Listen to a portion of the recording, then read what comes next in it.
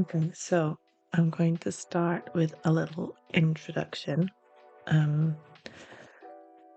this is a bit of a test video. I don't even know if I'm going to post it in the end, but I thought this year I've been going through a lot of my stuff and getting rid of it and giving it to charity and finding things to do with all the random things that I've collected in my life. So that includes clothes and baby stuff and all the different accessories for all the different hobbies that I've collected throughout my life. One of those hobbies mostly being art supplies or various sort of crafting hobbies that have made me collect or enabled me to collect so many different art supplies. I felt really sad with the idea of getting rid of all of it because a lot of it is half full, half empty. I don't really expect that it'll be easy to get rid of in a way where it can get used. Certain things, if they're closed, maybe someone would buy them in a charity shop. But really, art supplies are made to be used. So I thought I would create a little challenge for myself. With my goal is just to use up the art supplies. Now, I'm not much of an artist. I don't really draw much. But I thought if the goals became a lot smaller, I don't have to make anything nice. I don't have to make anything necessarily that I'm proud of. But I do have to just use up my art supplies.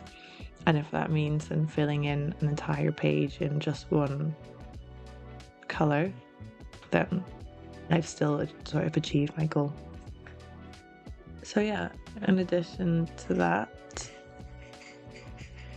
I thought I'd record the process as well and use it as a bit of time to just sort of reflect on things that are going on and share my thoughts about how it goes, which will probably end up being a lot of rambling because I've just given myself the task of talking non-stop for half an hour, which isn't necessarily the easiest thing to do. So to add to this, I've got a book with me, and I thought if I run out of things to talk about, I can just read my book. So the book is an essay from John Ruskin, who was an English author, I think he was. I picked up this book in Sheffield, where they have a university named after him. Who was John Ruskin? I should probably have checked that out a little bit more so I was ready to go before I started reading this, but oh well. I'll look it up later. At the moment, as we are all sort of coming to terms with what the world looks like and what art looks like now with AI involved and what the meaning of art is, it's something that I've been asking myself a lot as well. And I think maybe John Ruskin has some ideas that could be interesting. So anyway, this one is called, as I said, the book is called On Art and Life, and it's a collection of essays. So the first essay is called The Nature of Gothic, and as far as I'm aware, John Ruskin died in 1900, so there should be no problems with me reading this book out. So, if the reader will look back on the division of our subject, which was made in the first chapter of the first volume, i.e. The Stones of Venice, he will find that we are now about to enter upon the examination of that school of Venetian architecture, which forms an intermediate step between the Byzantine and Gothic forms, but which I find may be conveniently considered in its connection with the latter style, in order that we may discern the tendency of each step of this change. It will be wise in the outset to endeavour to form some general idea of its final result. We know already what the Byzantine architecture is, from which the transition was made, but we ought to know something of the Gothic architecture into which it led. I shall endeavour, therefore, to give the reader in this chapter an idea, at once broad and definite, of the true nature of Gothic architecture, properly so called, not of that of Venice only, but of universal Gothic. For it will be one of the most interesting parts of our subsequent inquiry to find out how far Venetian architecture reached the universal or perfect type of Gothic, and how far it either fell short of it or assumed foreign and independent forms. The principal difficulty in doing this arises from the fact that every building of the Gothic period differs in some important respect from every other, and many include features which, if they occurred in other buildings, would not be considered Gothic at all, so that all we have to reason upon is merely, if I may be allowed to express it, a greater or less degree of Gothicness in each building we examine. And it is this Gothicness, the character which, according as it is found more or less in a building, makes it more or less Gothic, of which I want to define the nature, and I feel the same kind of difficulty in doing so which would be encountered by anyone who undertook to explain, for example, the nature of redness, without any actually red thing to point to, but only orange and purple things. Okay, so he's basically trying to explain what Gothicness means, but you can't really explain what Gothicness means without pointing to something Gothic. Suppose he only had a piece of heather and a dead oak leaf to do it with. He might say, the colour which is mixed with the yellow in this oak leaf and with the blue in this heather would be red if you had to separate it. But it would be difficult nevertheless to make the abstraction perfectly intelligible.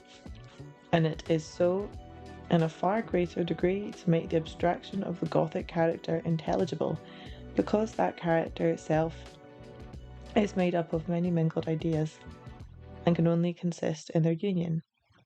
That is to say, pointed arches do not constitute Gothic, nor vaulted roofs, nor flying buttresses, nor grotesque sculptures, but all or some of these things, and many other things with them, when they come together so as to have life.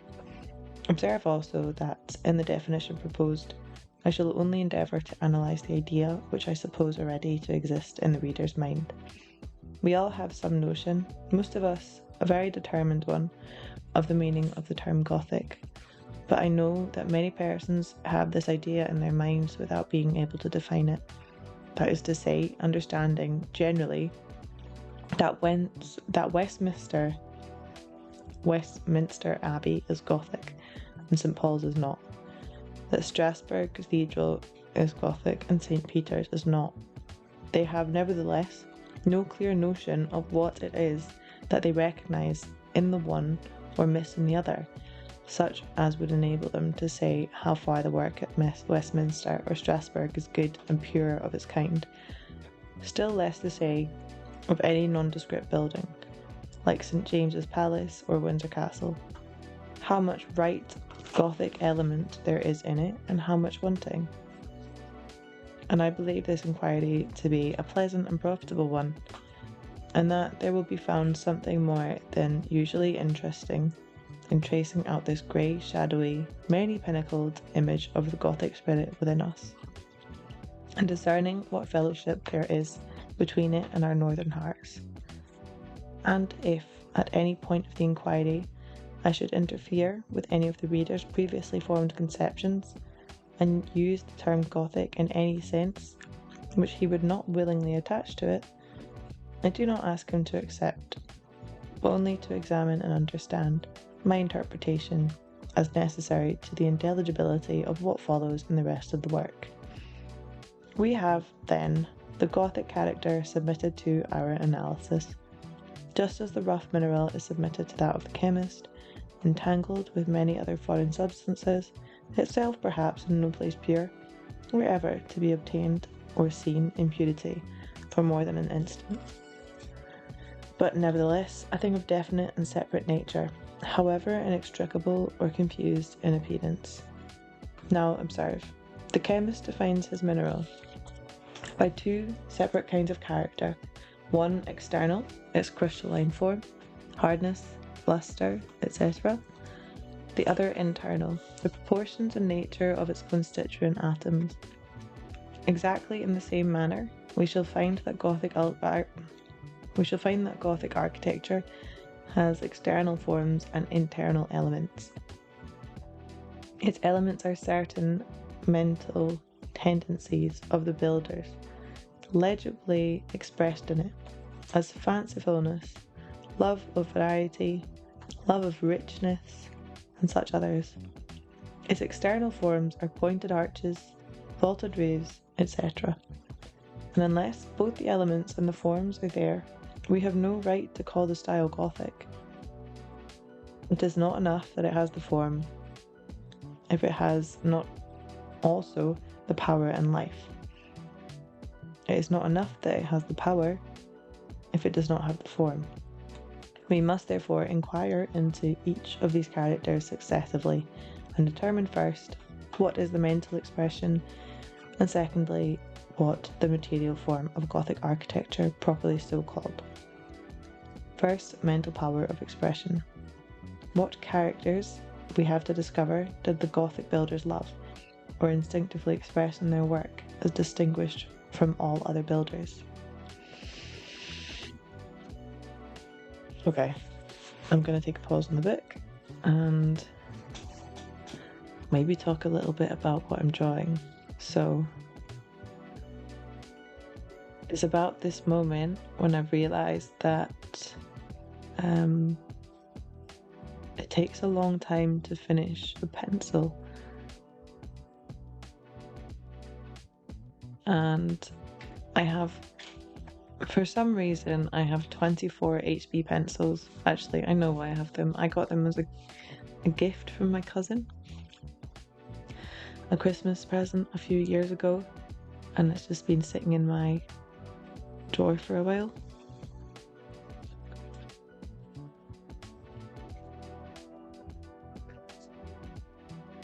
Yeah, so a few Christmases ago, my cousin gave me 2 packs of HB pencils. I think kind of as a joke. I think the intention was there. It was still a sweet gift. But I always wondered what on earth I was going to do with them. So this is me now trying to actually use them. Even though it might take a while. I also went into this drawing with absolutely no idea of what I wanted to do, which doesn't matter. I mean, the whole point was just to start drawing and start doing something. But I don't know, there was a point where I just kind of didn't want to do it anymore, so I didn't even really finish off the page. I think maybe having some sort of backup reference photo or something might actually make it more enjoyable next time. And also just to have some ideas of what I could create with the pencils. The problem is because they're all HB, I can't really get a massive amount of variation in hardness, so I've got a limit to the amount of contrast I can add to the drawings at the moment. I do actually have other pencils, but not with me at the moment. Actually, I'm not with all my art supplies. They're all sitting in a suitcase in storage at the moment, and I just brought one pack of pencils thinking I could get started with that. Well, one pack of pencils and this sketchbook. Yeah. Anyway, the point of this is just to try and use up the pencils, and the sort of second idea is that maybe at some point something can come out of that. So even if I'm just scribbling, that might then turn into something else or turn into an idea, or at the very least just be some sort of meditative practice to stop me going on my phone all the time.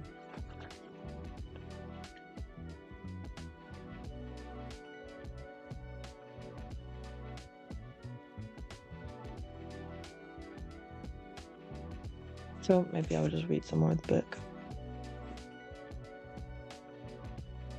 So let us go back for a moment to our chemistry and note that in defining a mineral by its constituent parts, it is not one nor another of them that can make up the mineral, but the union of all. For instance, it is neither in charcoal, nor in oxygen, nor in lime that there is the meaning of chalk, but in the combination of all three in certain measures. They are all found in very different things from chalk, and there is nothing like chalk either in charcoal or in oxygen, but they are nevertheless necessary to its existence. So in the various mental characters which make up the soul of Gothic, it is not one nor another that produces it, but their union in certain measures. Each one of them is found in many other architectures beside Gothic, but Gothic cannot exist where they are not found, or at least where their place is not in some way supplied. Only there is this great difference between the composition of the mineral and of the architectural style, that if we withdraw one of its elements from the stone, its form is utterly changed, and its existence as such and such a mineral is destroyed. But if we withdraw one of its mental elements from the Gothic style, it is only a little less Gothic than it was before. And the union of 2 or 3 of its elements is enough already to bestow a certain Gothicness of character, which gains in intensity as we add the others, and loses as we again withdraw them. I believe then that the characteristic or moral elements of Gothic are the following, placed in the order of their importance. 1 is savageness, 2 is changefulness, 3 is naturalism, 4 is grotesqueness, 5 is rigidity, and 6 is redundance. These characters are here expressed as belonging to the building, as belonging to the builder. They would be expressed thus. 1, savageness or rudeness. 2 is love of change. 3 is love of nature. 4 is disturbed imagination. 5 is obstinacy. And 6 is generosity. And I repeat, that withdrawal of any one or any two will not at once destroy the Gothic character of a building, but the removal of majority of them will. I shall proceed to examine them in their order. So, savageness. I'm not sure when the word Gothic was first generically applied to the architecture of the North, but I presume that, whatever the date of its original usage, it was intended to apply reproach and express the barbaric character of the nations among whom that architecture arose. It never implied that they were literally of Gothic lineage, far less that their architecture had been originally invented by the Goths themselves, but it did imply that they and their buildings together exhibited a degree of sternness and rudeness, which, in contradistinction to the character of southern and eastern nations, appeared like a perpetual reflection of the contrast between the Goth and the Roman in their first encounter. And when that fallen Roman, in the utmost impotence of his luxury and insolence of his guilt, became the model for the imitation of civilized Europe at the close of the so-called Dark Ages, the word Gothic became a term of unmitigated contempt, not unmixed with aversion. From that contempt, by the exertion of the antiquaries and architects of this century, Gothic architecture has been sufficiently vindicated, and perhaps some among us, in our admiration of the magnificent science of its structure and sacredness of its expression, might desire that the term of ancient reproach should be withdrawn, and some other of more apparent honourableness adopted in its place. There's no chance, there is no need of such a substitution. As far as the epithet was used scornfully, it was used falsely. But there is no reproach in the word, rightly understood. On the contrary, there is a profound truth, which the instinct of mankind almost unconsciously recognises. It is true, greatly and deeply true, that the architecture of the North is rude and wild. But it is not true that, for this reason, we are to condemn it or despise it. Far otherwise, I believe it is in this very character that it deserves our profoundest reverence. The charts of the world, which have been drawn up by modern science, have thrown into a narrow space the expression of a vast amount of knowledge, but I have never yet seen one pictorial enough to enable the spectator to imagine the kind of contrast in physical character which exists between northern and southern countries. We know the differences in detail, but we have not that broad glance and grasp which would enable us to feel them in their fullness. We know that gentians grow on the Alps and olives on the Apennines, but we do not enough conceive for ourselves that variegated mosaic of the world's surface which a bird sees in its migration, that difference between the district of the gentian and of the olive, which the stork and the swallow see far off, as they lean upon the sirocco wind. Let us for a moment try to raise ourselves even above the level of their flight, and imagine the Mediterranean lying beneath us like an irregular lake, and all its ancient promontories sleeping in the sun. Here and there an angry spot of thunder, a grey stain of storm, moving upon the burning field, and here and there a fixed wreath of white volcano smoke, surrounded by a circle of ashes. But for the most part, a great peacefulness of light. Syria and Greece, Italy and Spain, laid like pieces of a golden pavement into the sea blue, chased, as we stoop nearer to them, with bossy beaten work of mountain chains, and glowing softly with terrace gardens, and flowers heavy with frankincense, mixed among masses of laurel, and orange, and plumy palm, that abates, with their grey-green shadows, the burning of the marble rocks, and of the ledges of porphyry, sloping under Lucian's hand. Then let us pass further towards the north, until we see the orient colours change gradually into a vast belt of rainy green, where the pastures of Switzerland and poplar valleys of France and dark forests of the Danube and Carpathians stretch from the mouths of the Loire to those of the Volga, seen through cliffs and grey swirls of rain cloud and flaky veils of the mist of the brooks, spreading low along the pasture lands. And then, further north still, to see the earth heave into mighty masses of lead and rock and heady moor, bordering with a broad waste of gloomy purple, that belt of field and wood, and splintering into irregular and grisly islands amidst the northern seas, beaten by storm and chilled by ice drift, and tormented by furious pulses of contending tide, until the roots of the last forests fail from among the hill ravines, and the hunger of the north wind bites their peaks into barrenness, and at last the wall of ice, durable like iron, sets, death-like, its white teeth against us out of the polar twilight. And having once traversed and thought this gradation of the zoned iris of the earth in all its material vastness, let us go down nearer to it and watch the parallel change in the belts of animal life, the multitudes of swift and brilliant creatures that glance in the air and sea, or tread the sands of the southern zone, striped zebras and spotted leopards, glistening serpents, and birds arranged in purple and scarlet. Let us contrast their delicacy and brilliancy of colour and swiftness of motion with the frost-cramped strength and shaggy covering and dusky plumage of the northern tribes.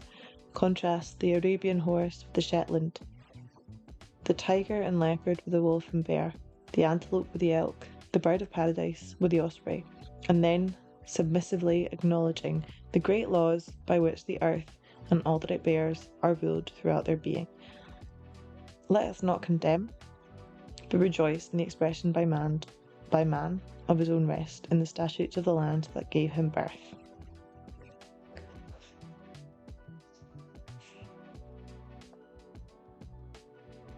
So, I think we're getting to the end of this video. As I said, I didn't really finish the page because I wasn't really sure what I was doing on the actual drawing side, and time was moving on. I think for my first one of these, I didn't really necessarily want to make it too long.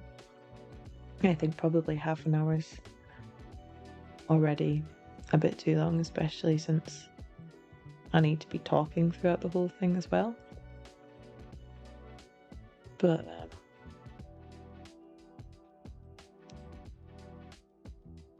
I think next time if I do this, I'd also like to maybe add in a bit of background noise. Sometimes I find myself in quite nice areas,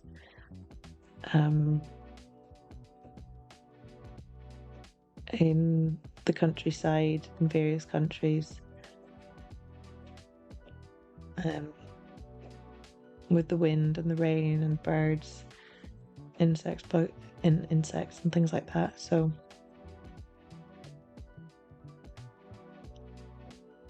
maybe I'll find some way of recording that as well next time.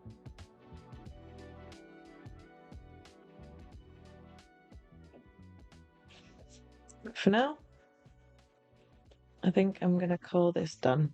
I think I've probably recorded enough. If anyone watches this all the way through, thank you very much. Let me know what I need to change for next time.